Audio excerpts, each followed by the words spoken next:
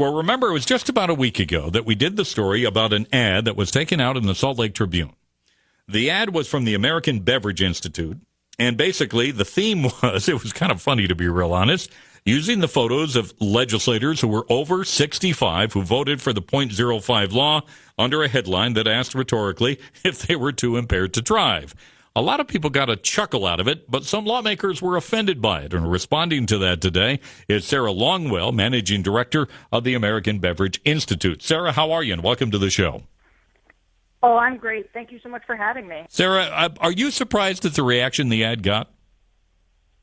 Well, I think that some of these legislators may be misinterpreting the ad. Nobody was suggesting at all that they shouldn't drive. In fact, the point is to say, hey, look, you're a good driver. You can still get out on the road. So we're just trying to put the level of impairment that they're now talking about arresting people at in context that people can understand. So many of these legislators came back and said, but I'm a great driver. And we said, exactly. That's our point.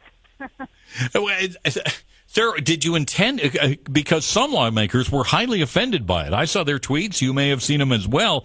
They were just offended by this. Were you surprised at the level of offense that was taking place? We did, primarily because we thought the ad was funny. And it came up because of an exchange that I had with one of the representatives when I testified at the last hearing.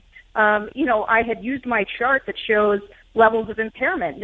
It was showing the government data that proves that you're more impaired driving over the age of 65 or on a hands-free cell phone than you are at this new .05 legal limit. And one of the legislators spoke up and said, well, look, I'm over 65 and I'm a great driver.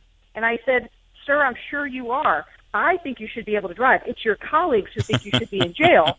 And everybody got a big laugh out of it. But, yes, they weren't laughing when we ran the ad last week. Was it your intent to go after senior citizens?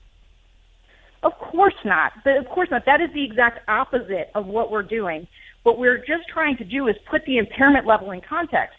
Nobody thinks somebody who's 65 or, as long as they're medically able, everybody says, sure, of course you should be able to drive.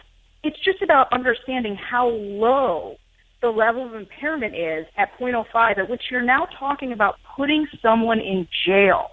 It's going to cost them $10,000 in lawyers and fines and penalties. They're going to have to put an ignition interlock in their car. They could lose their job. And so, honestly, these legislators saying that they're offended about an ad, people in Utah should be offended by this law because, you're going to put people in jail for something where the impairment level is lower than somebody who's simply over the age of 65. We're talking right now with Sarah Longwell, Managing Director of the American Beverage Institute. In doing this ad, though, Sarah, are you concerned in any way that it may backfire on you? And let me explain why. After this law was passed, there was an uproar in the state on the part of some people, and the governor and even State Representative Norm Thurston, who was the sponsor of the bill, said, I hope we can have a special session sometime this summer and work with the Beverage Institute and the Restaurant Association and come up with a better plan. As a result of this ad, though, I'm now seeing stories that lawmakers aren't real excited to call a special session and may, in fact, wait until next year to address this issue. So do you think you've hurt yourself in any way? I don't think so. Our understanding was that the special session wasn't going to happen this summer anyway. And if you read the stories, they all say the same thing, which is that Republicans in the legislature had no intention of having the special session. The governor wanted it, but it wasn't something that was going to happen. They were going to wait and address this until next year.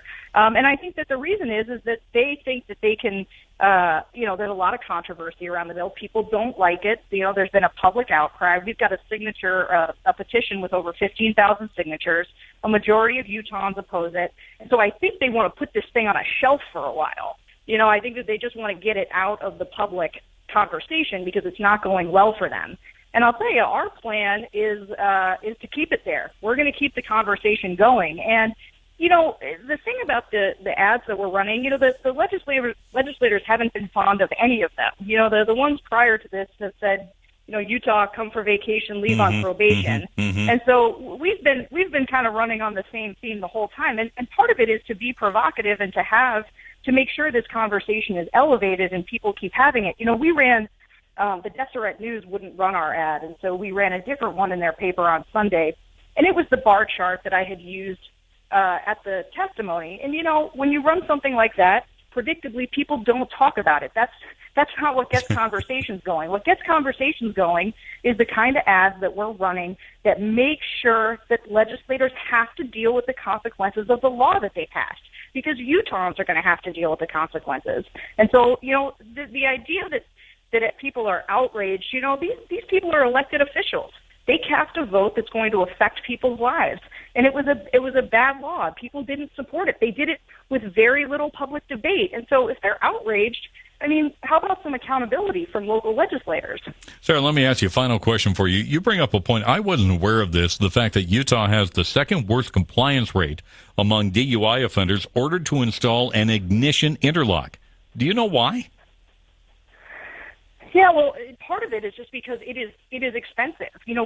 States are passing these interlock laws, which mandate that somebody get an interlock in their car if they get their first DUI. And so now somebody who's at a .05, so someone who's maybe had one or two drinks, would now be mandated to have this interlock in their car. But the problem is getting people to comply with it. It's expensive. You have to have someone enforcing that rule.